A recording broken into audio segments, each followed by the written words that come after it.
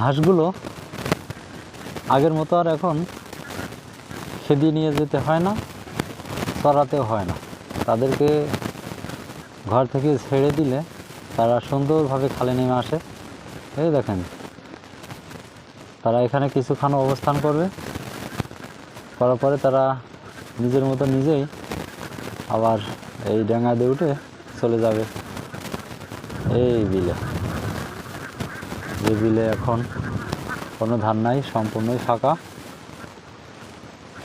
দেখেন কিছু হাঁস উপরে উঠে গেছে, সাইকেল যাওয়া দেখে আবার নিচে ঘুরে গেল।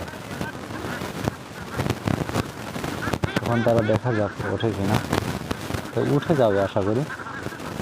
কারণ তারা জানে যে এখন তাদের খেতে হবে। খাওয়ার পরে তারা আবার একার মতো একা খালে নেমে আসবে না, নেমে আবার তাদের মতো করে আবার কিছুক্ষণ থেকে আবার খাওয়ার জন্য উঠবে। এই দেখেন সব ওঠা শুরু করে দিয়েছে, আস্তে আস্তে ওরা সবগুলো উঠে পড়বে। উঠে দেখেন একটু পরে সব উপরে উঠে বিলি নেমে যায়। আমি কিন্তু কিচ্ছু করি নাই, ডাকিও নাই, কোনো কিচ্ছু না,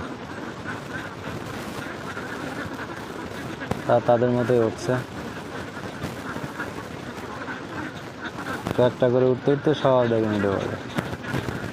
ওই দেখেন সব বিলের দিকে রওনা দিচ্ছে। ওই দেখেন খালের উপরে উঠে পড়েছে।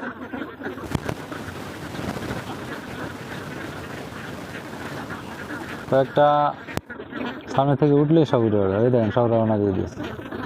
দেখেন কি সুন্দর। এই দেখেন আমি কিন্তু ওদের পাশেই বসে আছি। এই দেখেন সব চলে যাচ্ছে খাইতে, বিলে যাবে, খাবার খাবে পরিমাণ মতো খাবার খেয়ে আবার চলে আসবে খালে।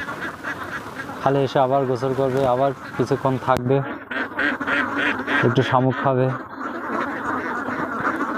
একটু খেলাধুলা করবে, তারপর আবার পুনরায় তারা তাদের নিজের মতো করে আবার উঠে যাবে। আমি একটু খেতাই না, এখন আর সে সুযোগ নাই। এই দেখেন সব চলে গেল। দেখেন আজকে আবার আলাউদ্দিন ভাই নাই, গতকালকে ঢাকায় গেছে, এখন পর্যন্ত আসি নাই। আজ আমি একা, এবং গতকাল বিকালও একাই ছিলাম। ওই দেখেন সব নেমে যাচ্ছে। এখন আমি উঠলাম, দেখেন সব চলে আসছে বিলে, একা, একদম একা, নিরিবিলি নিজের মতো।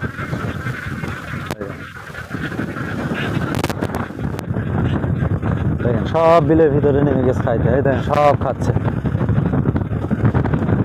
যে জমিতে নামে সে জমির মনে করেন যে ছোট ছোট গোড়া শামুক বা ধান কোনো কিছুই আর বাদ যায় না।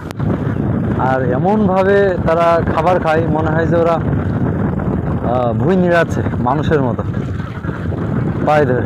দেখেন ছড়িয়ে ছিটিয়ে সবাই দেখেন খাওয়ায় ব্যস্ত হয়ে পড়েছে। আজকে আছি আমরা আমাদের এই যে বয়রানেলের যে বিল বলে, সে বয়রানেলের বিল।